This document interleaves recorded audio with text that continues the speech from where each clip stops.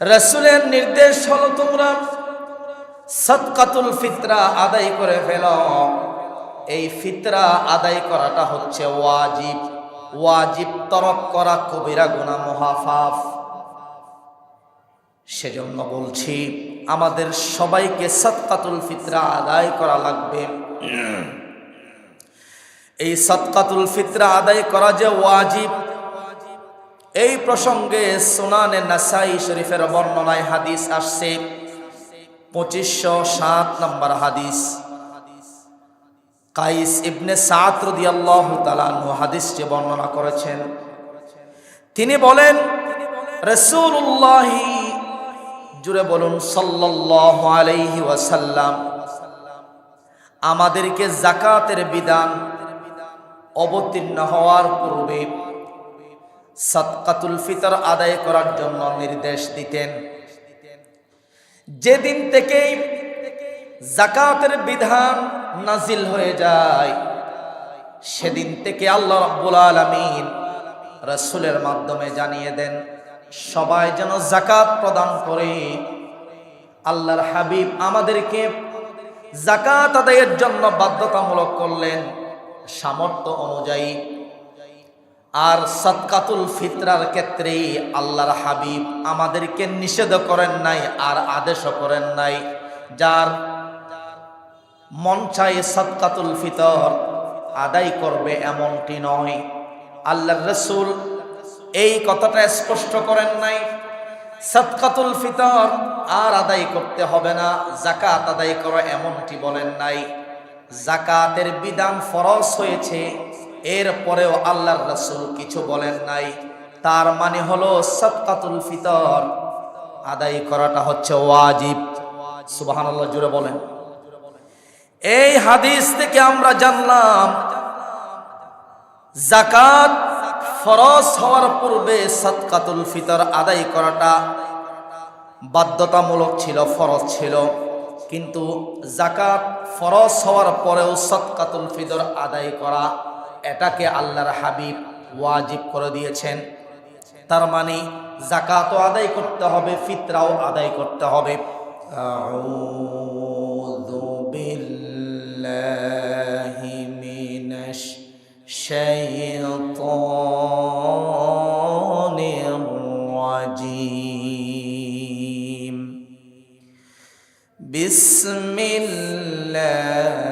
বিসমিল্লাহির রাহমানির রাহিম।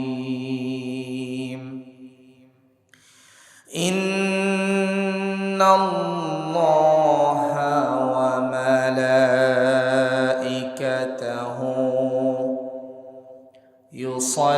ইউসাল্লুনা আলান নবী ইয়া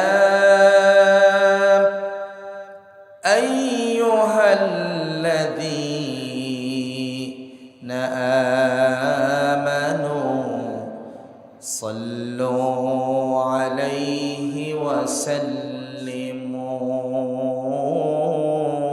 তাসলিমা। আল্লাহুম্মা সাল্লি আলা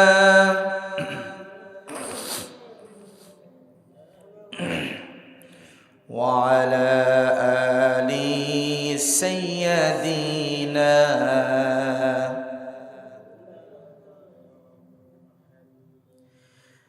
যে মানুষ মানুষের বেদনায় কেঁদেছিলেন আজীবন মদিনায়, সেই মাটি সেই মানুষ যদি এত সুন্দর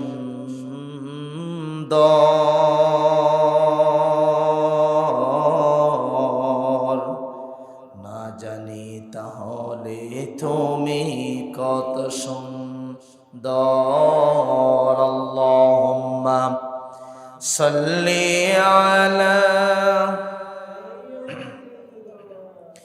মাওলানা মুহাম্মদ وعلى آل سيدنا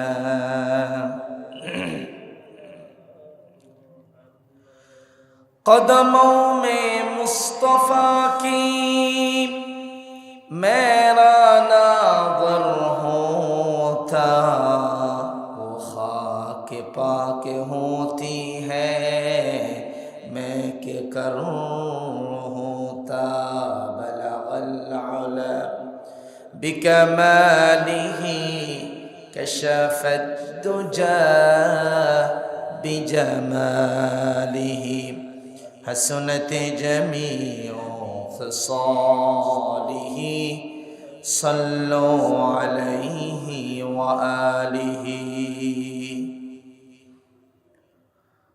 মহান আল্লাহ রব্বুল ইজ্জত ওয়াল জালালের শাহী দরবারে লাখো কোটি শুকর ও সুজুদ যে মহান আল্লাহ রব্বুল ইজ্জত ওয়াল জালাল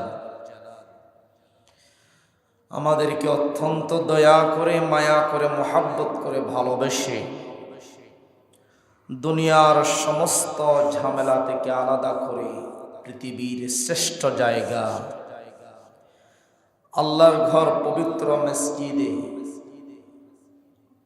রমাদানুল মুবারক মাসের চতুর্থ জুমায় সবার আগে সে আলোচনায় শামিল হওয়ার তৌফিক দান করেছেন সেই মহান রব্বে করিমের শাহী দরবারে অন্তরস্থল থেকে শুকরিয়াতান বলছে আলহামদুলিল্লাহ। দরুদ এবং সালাম পেশ করছি আমাদের সকলের প্রাণ প্রিয় নবী সর্বকালের সর্বযুগের সর্বশ্রেষ্ঠ মহামানব সৈয়দুল মুরসালিন ইমামুল মুরসালিন খাতামুন নবিয়্যিন জনাব মুহাম্মদুর রাসূলুল্লাহ সাল্লাল্লাহু আলাইহি ওয়াসাল্লামের উপর সম্মানিত উপস্থিতি, সম্মানিত প্রাণ প্রিয় মুসল্লিয়ান একরাম, গুরুত্বপূর্ণ একটি বিষয়কে সামনে রেখে সংক্ষেপে কিছু কথা আজকের জুমায় আমরা শুনব। আল্লাহ রাব্বুল ইজ্জত ওয়াল জালাল যেন আমাদের সবাইকে কোরআন ও হাদিসের আলোকে কিছু কথা আমলের নিয়তে শোনার তৌফিক দান করেন। আমরা সকলেই পড়ি আমিন। আজকের আলোচ্য বিষয় হচ্ছে সাদকাতুল ফিতর সম্পর্কে আমরা কিছু কথা শুনতে চাই। প্রথমেই আমরা শুনব ফিতরা এই শব্দের শাব্দিক বিশ্লেষণ। এটাকে আরবিতে বলা হয় আল ফিতরা, বাংলাতেও আমরা ফিতরা বলে থাকি। মূলত এটা ফিতরা এটা আরবি শব্দ, আলিফ লাম ফা ত র তা, আল ফিতরা। তো ফিতরা শব্দের অর্থ হচ্ছে ভঙ্গ করা বা সমাপ্তি করা, অর্থাৎ শাওয়াল মাসের 1 তারিখ ঈদ উল ফিতরের দিন সকালের খাদ্য যা দ্বারা রোজাদারগণ রোজা ভঙ্গ করে। তো ফিতরা শব্দের অর্থ হচ্ছে ভঙ্গ করা। সাদকাতুল ফিতরা বা যাকাতুল ফিতরা আমরা ফিতরা বলে থাকি। এই ফিতরা ঈদ উল ফিতর উপলক্ষে গরিব দুঃখী মানুষের মাঝে রোজাদারগণ নির্ধারিত যেই পরিমাণ বস্তু কিংবা টাকা বিতরণ করে তাকে বলা হয় সাদকাতুল ফিতরা বা যাকাতুল ফিতরা। সাদকাতুল ফিতরার হুকুম হচ্ছে সাদকাতুল ফিতরা আদায় করা ওয়াজিব। সাদকাতুল ফিতরা আদায় করা কি? ওয়াজিব। রাসূল করিম সাল্লাল্লাহু আলাইহি ওয়াসাল্লাম মুসলমানদেরকে সাদকাতুল ফিতর আদায় করার জন্য নির্দেশ দিয়েছেন, আর রাসূলের নির্দেশ মানা আমাদের জন্য ফরজ। রাসূল বলছেন তোমরা সাদকাতুল ফিতরা আদায় করো, আদায় করাটা ওয়াজিব। আবার রাসূলের আদেশ নিষেধ মানাটাই হচ্ছে আমাদের জন্য ফরজ। কোরআনুল কারীমের সূরাতুন নিসা 4 নম্বর সূরা, এই সূরাতুন নিসার 80 নম্বর আয়াতে আল্লাহ পাক সেই কথাই বলছেন। আল্লাহ রাব্বুল আলামিন বলছেন, মান ইউতি'র রাসূল ফাকাদ আতা'আল্লাহ ওয়া মান তাওয়াল্লা ফামা আরসালনাকা আলাইহিম হাফিযা। আল্লাহ পাক বলছেন, মান ইউতি'র রাসূল, তোমরা রাসূলের আনুগত্য করবে, রাসূলের আদেশ নিষেধ তোমরা মেনে চলবে। তোমরা যদি রাসূলের আনুগত্য করো, রাসূলের আদেশ নিষেধ মেনে চলো, ফাকাদ আতা'আল্লাহ, এটাই হচ্ছে আমার আনুগত্যের মতো। সুবহানাল্লাহ বলেন। যে রাসূলের আনুগত্য করল সে আল্লাহর আনুগত্য করল, যে রাসূলের কথা আদেশ নিষেধ মেনে চলল সে যেন আল্লাহ পাকের আদেশ নিষেধ মেনেই চলল। সুবহানাল্লাহ জুড়ে বলেন। সূরাতুল হাশরের 7 নম্বর আয়াতে আল্লাহ রাব্বুল আলামিন বলছেন, ওয়া মা আতাকুমুর রাসূলু ফাখুযুহু ওয়া মা নাহাকুম আনহু ফান্তাহু ওয়াত্তাকুল্লাহা ইন্নাল্লাহা শাদীদুল ইকাব।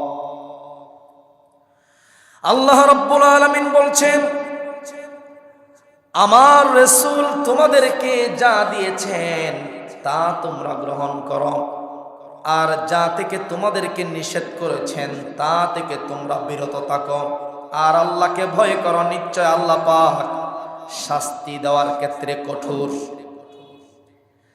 তাইলে দুইটি আয়াত আপনাদের সামনে তেলাওয়াত করলাম। একটা হলো রাসূল যা আদেশ করেছেন তা মানা উম্মতে মুহাম্মদের জন্য ফরজ। আরেকটা আয়াতে আল্লাহ পাক বলছেন, রাসূল তোমাদের জন্য যা নিয়ে এসেছেন তা তোমরা গ্রহণ করো, আর যা থেকে বিরত থাকতে বলেছেন তা থেকে তোমরা দূরে থাকো। দেখুন আল্লাহর হাবিব সাদকাতুল ফিতরা সম্পর্কে উম্মতে মুহাম্মদী সকল উম্মতদেরকে আদেশ দিয়েছেন। সাদকাতুল ফিতরা আদায় করার রাসূলের নির্দেশ। কার নির্দেশ? রাসূলের নির্দেশ হলো তোমরা সাদকাতুল ফিতরা আদায় করে ফেলো। এই ফিতরা আদায় করাটা হচ্ছে ওয়াজিব। ওয়াজিব তরক করা কবিরা গুনাহ, মহাপাপ। সেজন্য বলছি আমাদের সবাইকে সাদকাতুল ফিতরা আদায় করা লাগবে। এই সাদকাতুল ফিতরা আদায় করা যে ওয়াজিব, এই প্রসঙ্গে সুনানে নাসাই শরীফের বর্ণনায় হাদিস আসছে, 2507 নম্বর হাদিস। কাইস ইবনে সাদ রাদিয়াল্লাহু তাআলা আনহু হাদিসটি বর্ণনা করেছেন। তিনি বলেন, রাসূলুল্লাহ, জুড়ে বলুন সাল্লাল্লাহু আলাইহি ওয়াসাল্লাম, আমাদেরকে যাকাতের বিধান অবতীর্ণ হওয়ার পূর্বে সাদকাতুল ফিতর আদায় করার জন্য নির্দেশ দিতেন। যেদিন থেকেই যাকাতের বিধান নাজিল হয়ে যায় সেদিন থেকে আল্লাহ রাব্বুল আলামিন রাসূলের মাধ্যমে জানিয়ে দেন সবাই যেন যাকাত প্রদান করে। আল্লাহর হাবিব আমাদেরকে যাকাত আদায়ের জন্য বাধ্যতামূলক করলেন সামর্থ্য অনুযায়ী। আর সাদকাতুল ফিতরার ক্ষেত্রে আল্লাহর হাবিব আমাদেরকে নিষেধ করেন নাই আর আদেশও করেন নাই।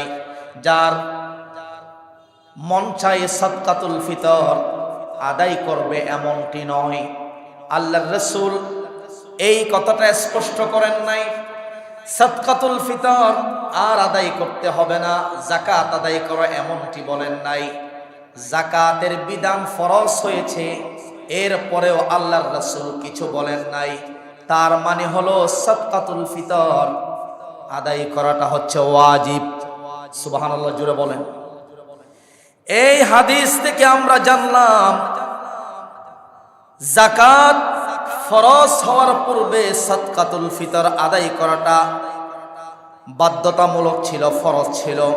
কিন্তু যাকাত ফরজ হওয়ার পরেও সাদকাতুল ফিতর আদায় করা এটাকে আল্লাহর হাবিব ওয়াজিব করে দিয়েছেন। তার মানে যাকাতও আদায় করতে হবে, ফিতরাও আদায় করতে হবে। ইবনে আব্বাস রাদিয়াল্লাহু তাআলা আনহু সাদকাতুল ফিতর আদায়ের জন্য ঘোষণা দিয়ে থাকতেন। হাদিসের বর্ণনায় আসছে ইবনে আব্বাস রাদিয়াল্লাহু তাআলা আনহু বসরার আমির থাকাকালীন রমজান মাসের সমাপ্তি লগ্নে বলেছিলেন, তোমরা নিজ নিজ সদকায়ে ফিতর আদায় করে দাও। হযরতে ইবনে আব্বাস রাসূলের সাহাবী, তিনি এক সময় বসরার আমির ছিলেন, বসরার গভর্নর ছিলেন। বসরার গভর্নর থাকা অবস্থায় সাইয়্যিদুনা ইবনে আব্বাস রাদিয়াল্লাহু তাআলা আনহু সবার উদ্দেশ্যে ঘোষণা দিলেন, তোমরা সাদকাতুল ফিতরা আদায় করো। এই কথা বলার সঙ্গে সঙ্গে উপস্থিত যারা ছিল তারা বিষয়টি বুঝতে পারে নাই, একে অপরের দিকে তাকিয়ে আছে। তখন সাইয়্যিদুনা ইবনে আব্বাস বললেন, মান হাহুনা মিন আহলিল মদিনা, এখানে মদিনার অধিবাসী কারা কারা আছো? ফাকুমু, তোমরা দাঁড়িয়ে যাও। ফাআল্লিমু ইখওয়ানাকুম ফাইন্নাহুম লা ইয়ালামুন, উপস্থিত যারা আছে, যারা সাদকাতুল ফিতরা কি এটা সম্পর্কে জানে না, মদিনাবাসী যারা এখানে আছো, তোমরা একে অপরকে সাদকাতুল ফিতরা সম্পর্কে শিক্ষা দাও, জ্ঞান দাও, জানিয়ে দাও। যারা জানে না তাদেরকে জানিয়ে দাও। যেহেতু তারা জানে না সাদকাতুল ফিতর, রাসূলুল্লাহ সাল্লাল্লাহু আলাইহি ওয়াসাল্লাম প্রত্যেক পুরুষ নারী স্বাধীন এবং গোলাম ব্যক্তির উপর এই সাদকাতুল ফিতরা আদায় করাটাকে ওয়াজিব করে দিয়েছেন। হযরতে ইবনে আব্বাস রাদিয়াল্লাহু তাআলা আনহু বসরার গভর্নর থাকা অবস্থায় যখন এই সাদকাতুল ফিতরা আদায়ের ঘোষণা দিলেন, সবাই জানার পরে সবাই সচেতন হলেন। রাসূলের হাদিস তাদেরকে জানিয়ে দিলেন যে আল্লাহর রাসূল পুরুষ নারী স্বাধীন গোলাম সবার জন্য সাদকাতুল ফিতরা আদায় করার জন্য আদেশ দিয়েছিলেন। এই কথা শোনার সঙ্গে সঙ্গে উপস্থিত যারা ছিল সবাই এই ফিতরা আদায় করে দিয়েছিলেন। সুবহানাল্লাহ, জুড়ে বলি। তাহলে প্রথমে আমরা জানলাম সাদকাতুল ফিতরা এর শাব্দিক বিশ্লেষণ, এরপরেই জানলাম সাদকাতুল ফিতরা আদায় করাটা ওয়াজিব। তৃতীয় নম্বরে আসুন, সাদকাতুল ফিতর আদায়ের উদ্দেশ্যটা কি? মূলত সাদকাতুল ফিতর আদায়ের উদ্দেশ্য হচ্ছে রমাদানুল মুবারক মাসে যেই আমাদের ত্রুটি বিচ্যুতি হয়ে যায় সেগুলো থেকে পবিত্রতার জন্য, মার্জনার জন্য আল্লাহ পাক এই রাসূলের মাধ্যমে এই সাদকাতুল ফিতরা ওয়াজিব করেছেন। হাদিসে এসছে সুনান ইবনে মাজাহ হাদিস নম্বর 1827। ইবনে আব্বাস রাদিয়াল্লাহু তাআলা হাদিসে বর্ণনা করছেন, রাসূল করিম সাল্লাল্লাহু আলাইহি ওয়াসাল্লাম কেন এই সাদকাতুল ফিতরা আদায়ের জন্য আবশ্যক করেছেন, উদ্দেশ্যটা কি? যাকাতুল ফিতরি তুহরাতুন লিস-সাইমি মিনাল লাগwi ওয়ার রাফাসি ওয়া তু'মাতুন লিল মাসাকিন। রাসূল এই সাদকাতুল ফিতরা আদায়ের উদ্দেশ্য এই জন্য করেছেন যে রোজাদারের অনর্থক কথাবার্তা ও অশ্লীল আচরণের কাফারা স্বরূপ এবং গরিব মিসকিনদের অসহায় যারা তাদের আহারের সংস্থান করার জন্য এই সাদকাতুল ফিতর আদায়ের জন্য আল্লাহ রাসূল নির্দেশ প্রদান করেছেন। তাইলে ফামান আদ্দাহা ক্বাবলা আস-সালাহ ফাহিয়া যাকাতুন মাকবুলা। শুনেন, যারা ঈদুল ফিতরের আগেই ফিতরা আদায় করে তাদের ফিতরা আল্লাহর কাছে কবুল এবং পছন্দনীয়। সুবহানাল্লাহ বলেন। ওয়ামান আদ্দাহা বা'দা আস-সালাহ ফাহিয়া সাদকাতুম মিনাস সাদাকাত। আর যারা ঈদুল ফিতরের পরে ফিতরা আদায় করে এটা সাধারণ দান সদকার মতো হবে। এই জন্য আমাদের উচিত ঈদের আগেই, ঈদুল ফিতরের আগেই এই ফিতরা আদায় করে দেওয়া। তাহলে ফিতরা আদায়ের দুইটা উদ্দেশ্য আমরা জানলাম। একটা হচ্ছে পুরা রমজান মাসে আমাদের যেই ত্রুটি বিচ্যুতি হয়ে যায় সেগুলো থেকে পবিত্রতার জন্য, আমাদের রোজাগুলোকে পবিত্রতার জন্য এই ফিতরার ব্যবস্থা করেছেন। 2 নম্বরে গরিব অসহায় যারা আছেন, দুঃখী মানুষ, তাদের আহারের ব্যবস্থা করার জন্য এই ফিতরার ব্যবস্থা করা হয়েছে। এই ফিতরা নিজের পক্ষ থেকে আদায় করবেন, নিজের স্ত্রী সন্তান আত্মীয় স্বজনদের পক্ষ থেকেও আদায় করতে পারেন। সাদকাতুল ফিতর কি কি জিনিস দ্বারা আদায় করবেন, কি কি জিনিস দ্বারা সাদকাতুল ফিতর আমরা আদায় করব? হাদিসে আসছে, আবু সাঈদ খুদরি রাদিয়াল্লাহু তাআলা থেকে একটি হাদিস এসেছে। তিনি বলেন, আমরা নবী করিম সাল্লাল্লাহু আলাইহি ওয়াসাল্লামের যুগে ঈদের দিন আমরা সাদকাতুল ফিতর আদায় করতাম যে 1 সা পরিমাণ খাদ্য দিয়ে। 1 সা এবং নিসফ সা, দুইটি পরিভাষা, দুটি শব্দ এখানে এসেছে আরবিতে। একটা হচ্ছে সা আর একটা হচ্ছে নিসফ সা। এর বিস্তারিত ব্যাখ্যা হচ্ছে সাদকাতুল ফিতর কি কি জিনিস দ্বারা আপনি দিবেন। 1 নম্বরে গম দ্বারা, গম আটা। 1 নম্বর কি? গম আটা দ্বারা, অর্থাৎ 1 কেজি 650 গ্রাম আটা। আপনি সেই জিনিসগুলোও দিতে পারেন কিংবা টাকাও দিতে পারেন। টাকা দিলে 1 কেজি 650 গ্রাম আটার মূল্য দিতে হবে, এটা সর্বনিম্ন। যদি গম আটা দিয়ে আপনি ফিতরা আদায় করতে চান তাহলে 1 কেজি 650 গ্রাম আটার মূল্য আপনাকে দিতে হবে। যদি জব দিয়ে আপনি ফিতরা আদায় করতে চান তাহলে 3 কেজি 300 গ্রাম জবের মূল্য হচ্ছে 530 টাকা। 3 নম্বর স্কেল হচ্ছে কিশমিশ। কিশমিশ দ্বারাও ফিতরা দেওয়া যায়, সেক্ষেত্রে 3 কেজি 300 গ্রাম কিশমিশের মূল্য দিতে হবে, এটা হচ্ছে 1980 টাকা। আর 4 নম্বর হচ্ছে পনির দ্বারা। পনিরের মূল্য হচ্ছে আপনার 3 কেজি 300 গ্রাম। 3 কেজি 300 গ্রাম পনিরের মূল্য, বাজার মূল্য হচ্ছে বর্তমান 2810 টাকা, এটা সর্বোচ্চ স্কেল। খেজুর দিয়ে যদি দিতে চান 3 কেজি 300 গ্রাম খেজুরের মূল্য 2310 টাকা। তাহলে আমরা জানলাম ফিতরা জিনিস দিয়েও আদায় করা যায়, টাকা দিয়েও আদায় করা যায়। জিনিস দিয়ে আদায় করলে গম, জব, কিশমিশ, খেজুর, পনির, মোট 5 প্রকার।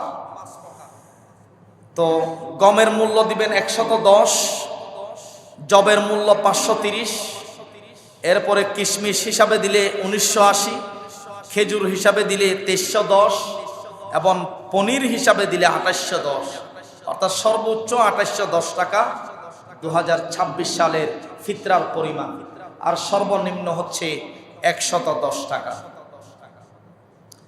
এভাবে করে আমরা এই ফিতরা ঈদ উল ফিতরের আগেই আদায় করে ফেলবো। সবাই বলি ইনশাআল্লাহ। আসুন আমরা সংক্ষেপে এই ফিতরা সম্পর্কে কিছু প্রশ্নের দিকে যাব, যেহেতু অনেকেই বিভিন্ন প্রশ্ন এই ফিতরা সম্পর্কে করে থাকেন। সেই প্রশ্নগুলো এখানে একত্রিত করা হয়েছে এবং আরও কিছু প্রশ্ন ফিতরা সম্পর্কে অ্যাড করা হয়েছে, যেগুলো গুরুত্বপূর্ণ, সবার জানা জরুরি। অনেকে আমরা জানি না ফিতরাটা কি। সংক্ষেপে যদি বলতে চাই, রমজানের রোজা পালনের পর ঈদ উল ফিতর উপলক্ষে গরিবদেরকে যে নির্দিষ্ট দান করা হয় সেটা হচ্ছে ফিতরা।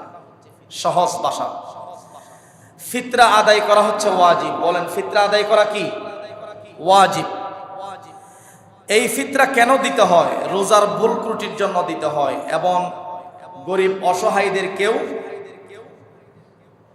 ঈদের খুশিতে সামিল করার জন্য, তাদেরকেও আহারের ব্যবস্থা করার জন্য। গরিব অসহায় তারাও তো মানুষ, তাদের ঈদটা যেন খুশিতে সুন্দরভাবে কাটে, সেজন্যই এই ফিতরার ব্যবস্থা। ফিতরা ফরজ হয়েছে ইসলামের 2য় হিজরিতে, যাকাত ফরজ হওয়ার আগে। বলেন, ফিতরা ফরজ হয়েছিল কখন? 2য় হিজরিতে। যাকাত ফরজ হওয়ার আগেই এই ফিতরা ফরজ ছিল।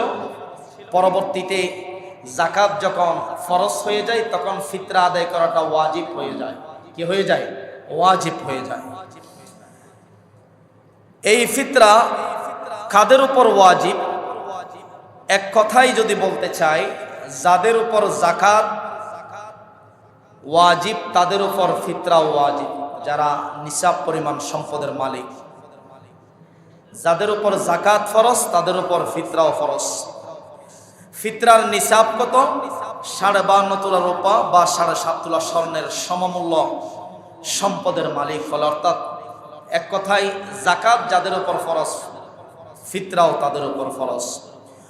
পরিবারের কার পক্ষ থেকে এই ফিতরা আদায় করতে হবে? দেখেন, নিজের পক্ষ থেকে এবং নিজের উপর, নিজের নাবালেগ সন্তান, এমনকি ঈদ উল ফিতরের দিন সকালবেলা যদি আপনার বাড়িতে নবজাতক সন্তান জন্ম লাভ করে, তার পক্ষ থেকেও ফিতরা আদায় করতে হবে। সুন্দর একটি ব্যবস্থা। পরিবারের মধ্যে যতজন সদস্য আছে সবার পক্ষ থেকে জনপ্রতি আপনি খেজুরের মূল্য দিলে কিংবা গমের মূল্য দিলে, আপনি কি জিনিসের মূল্য দিয়ে ফিতরা আদায় করবেন, সেভাবে হিসাব করে জনপ্রতি যত টাকা আসবে তত টাকা আপনি ফিতরা আদায় করবেন। আর ফিতরা না দিলে গুনাহ হবে। ফিতরা না দিলে কি হবে? অবশ্যই গুনাহের শামিল, কারণ ফিতরা আদায় করা ওয়াজিব। ওয়াজিব তরক করা কবিরা গুনাহ। এই জন্য ফিতরা সবাই আদায় করে ফেলবেন। ফিতরা না দিলে রোজা হবে কিনা একটা প্রশ্ন আসছে। ফিতরা আর রোজার সাথে সম্পর্ক নাই। ফিতরা রোজা হবে, তবে রোজাগুলো ত্রুটিপূর্ণ থেকে যাবে। রোজা কি থেকে যাবে? ত্রুটিপূর্ণ থেকে যাবে। কারণ প্রথমেই বলছি যে ফিতরা আদায়ের 2টা উদ্দেশ্য। একটা হচ্ছে রোজাগুলোকে পবিত্রতা করা, আরেকটা হচ্ছে গরিব অসহায়দেরকে খাবারের ব্যবস্থা করা। তো ফিতরা যদি আদায় না করি তাহলে আমাদের রোজা, আমাদের সিয়াম সাধনা এগুলো ত্রুটিপূর্ণ থেকে যাবে। যেন আল্লাহর কাছে গ্রহণযোগ্যতা পায়, পবিত্রতা হয়ে যায় আমাদের রোজাগুলি, সেজন্য ফিতরার ব্যবস্থা করেছেন। এরপরে অমুসলিম কর্মচারীর পক্ষ থেকে ফিতরা দিতে পারবে কিনা। অমুসলিম কর্মচারী, অনেকের বাড়িতে কর্মচারী আছে, অনেকের দোকানে আছে, অনেকের মিল ফ্যাক্টরিতে কর্মচারী আছে। তো অনেকেই এই অমুসলিম কর্মচারীর পক্ষ থেকেও ফিতরা আদায় করতে চায়। অমুসলিমদের পক্ষ থেকে ফিতরা নেই, ফিতরা হচ্ছে মুসলমানদের পক্ষ থেকে।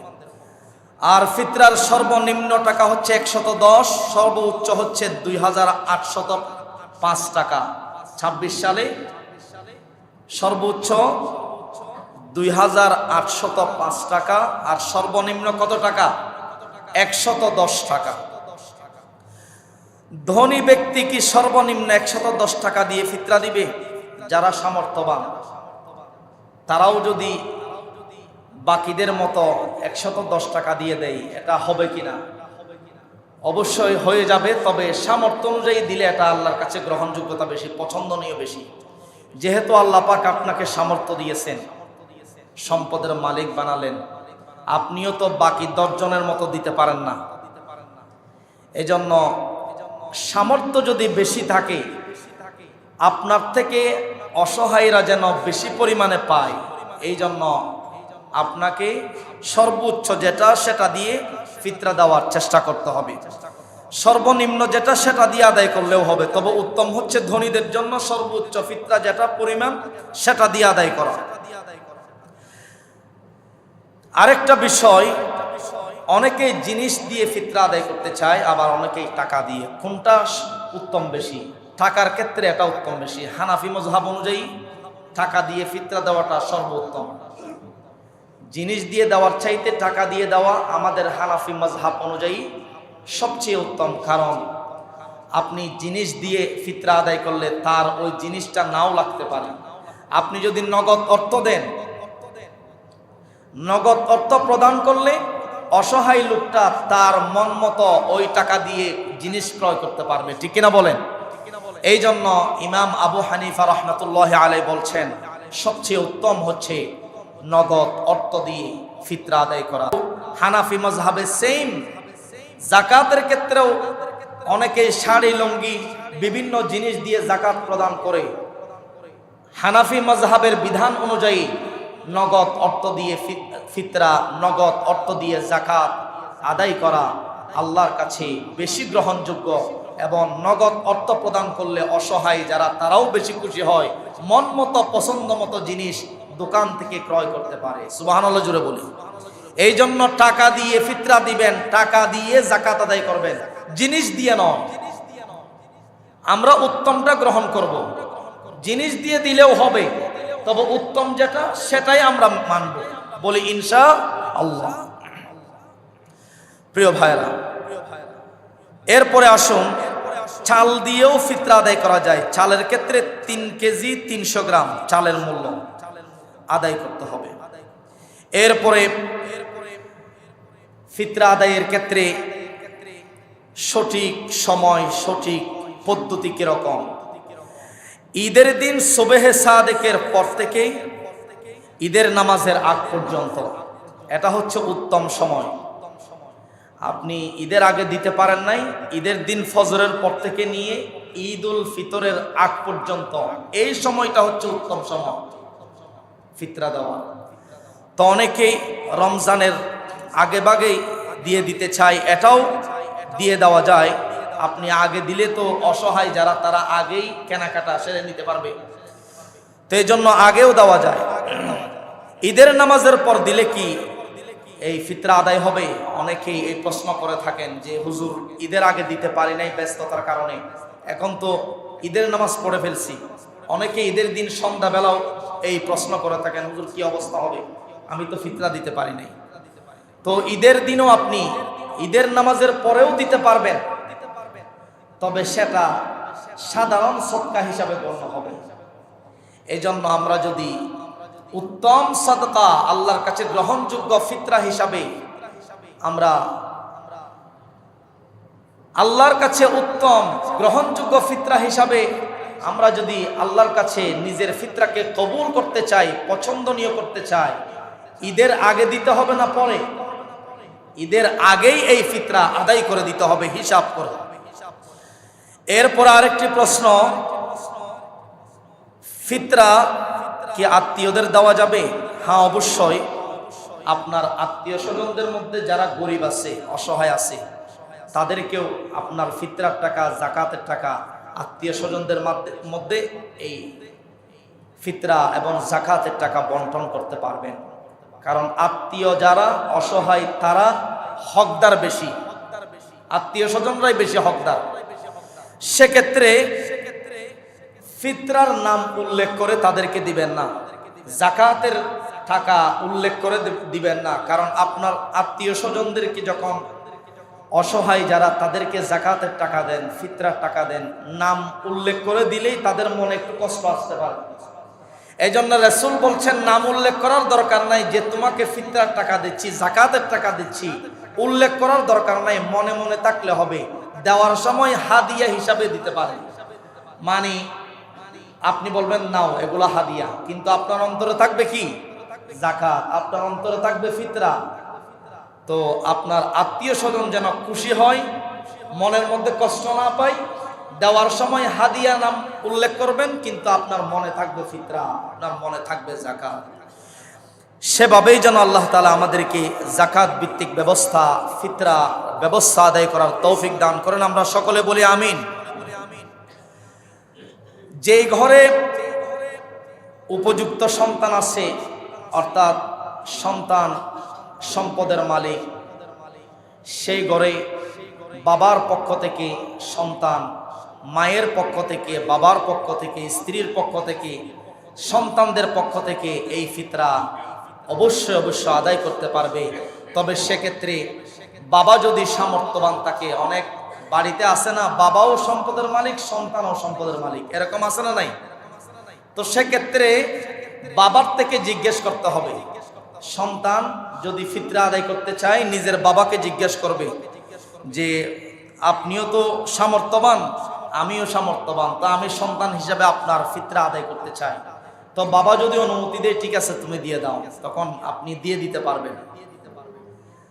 তো এটা সামর্থ্যবান বাবার ক্ষেত্রে এই প্রশ্নটা করতে হবে। যদি বাবা সামর্থ্যবান না হয়, তাহলে জিজ্ঞেস করার দরকার নাই। আপনি সন্তান হিসাবে বাবার পক্ষ থেকে, মায়ের পক্ষ থেকে, স্ত্রী সন্তানের পক্ষ থেকে এই ফিতরা জন প্রতি যত টাকা আসবে সেগুলো দিয়ে দিবেন ঈদের আগেই। আর যৌথ পরিবারে ফিতরাটা কে দিবে? প্রধান যিনি, তিনি দিবেন সকলের পক্ষ থেকে। ফিতরা আমরা নগদ অর্থ দিয়ে দেব, জিনিস দিয়ে দেব না। যাই হোক, আল্লাহ তাআলা আমাদের সবাইকে এই ফিতরা যেন ঈদ উল ফিতর আসার আগে আদায় করার তৌফিক দান করেন। সবাই বলি আমিন।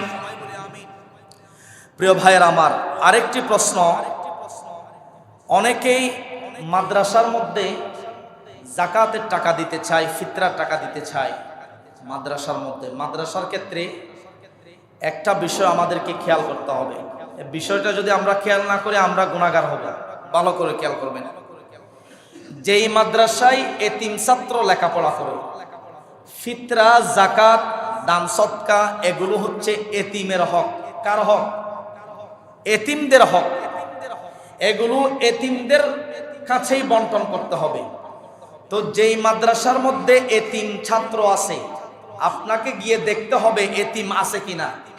আপনি যদি না জেনেই, জিজ্ঞেস না করেই কেউ এসে বলল যে আমার মাদ্রাসার জন্য এতিম ছাত্র আছে, কিছু যাকাতের টাকা দেন, আপনি তদন্ত না করে দিয়ে দিলেন, কিন্তু মূলত ওই মাদ্রাসায় এতিম ছাত্র নাই, হুজুররাই ওই টাকাগুলো খায়। এরকম দেশের মধ্যে একটা পরিস্থিতি, এটা সর্ব জায়গায় বিরাজমান। মাদ্রাসা নাই, এরপরেও রশিদ বই একটা ছাপিয়ে মাদ্রাসার নামে কালেকশন করে, আছে না নাই? অনেক ব্যবসায়ীরা বিরক্ত প্রকাশ করে যে হুজুর দৈনিক অন্তত না আসলেও 10-20 জনের উপর আসে, এটা বিরক্তকর হয়ে যাচ্ছে।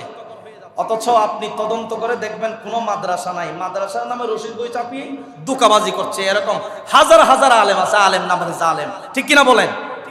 এদেরকে ধরতে হবে, আপনাদেরকে তদন্ত করবেন দেওয়ার সময়।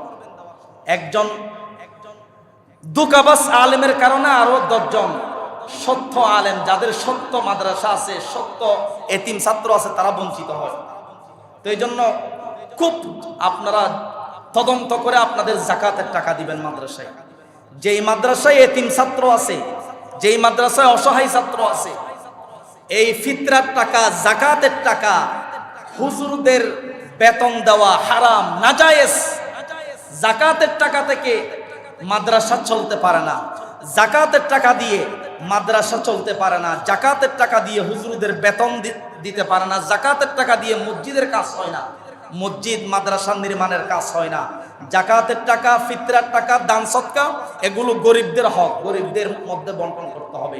তো যেই মাদ্রাসায় এতিম অসহায় ছাত্র আছে, লিল্লা বোর্ডিং আছে, তদন্ত করে সেখানে দিবেন, সমস্যা নাই।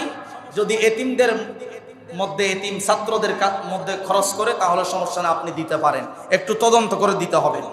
তদন্ত না করলে সবাইকে গুনাহগার হওয়া লাগবে, এবং কি জাকাত ফিতরা কোনোটাই আদায় হবে না, সতর্ক অবলম্বন করতে হবে। আল্লাহ পাক যেন আমাদের সবাইকে জাকাত আদায়ের ক্ষেত্রে, ফিতরা আদায়ের ক্ষেত্রে সর্বোচ্চ সতর্ক অবলম্বন করে মূল যারাই হক জাকাত ফিতরা তাদের মধ্যেই যেন এই ফিতরা জাকাতের টাকাগুলো পৌঁছে যায়, আমরা আদায় করতে পারি, সেই তৌফিক আল্লাহ পাক আমাদেরকে দান করেন। আমরা সকলে পড়ি আমিন। ওয়া আখিরু দাওয়ানা আলহামদুলিল্লাহি রাব্বিল আলামিন। আমরা যারা সুন্নত পড়ি নাই 4 রাকাত সুন্নত আদায় করব।